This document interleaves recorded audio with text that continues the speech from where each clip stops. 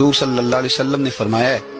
کہ جب کوئی قبر میں جاتا ہے تو وہاں بھی ماں باپ کی دعاؤں کا، بہن بھائی کی دعاؤں کا انتظار کرتا ہے، کوئی دعا مانگے سونی کر کے۔ اب آپ یقین کریں کہ وہ ایک خاص رسم ہے، انہوں نے بھی دعائیں رٹ لی ہیں، وہ پکی رٹی رٹائی کیسٹ ہے،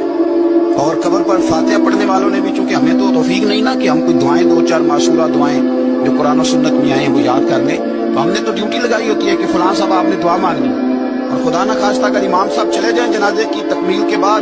اور وہ قبرستان نہ ہے تو پھر تو شاید پرچیاں ڈالنی پڑیں کہ دعا کون کرے، ذوق نہیں۔ لیکن حضرت عوف بن مالک رضی اللہ تعالیٰ عنہ فرماتے اس رنگ میں حضور دعا مانگتے قبر پہ کھڑے ہو۔ حضرت طلحہ بن برا کی قبر پر پتہ ہے نبی پاک نے کیا دعا مانگی؟ حضور فرمانے لگے میرا طلحہ، اللہ تیری بارگاہ میں آیا ہے، جب میرا یہ غلام تجھ سے ملے نا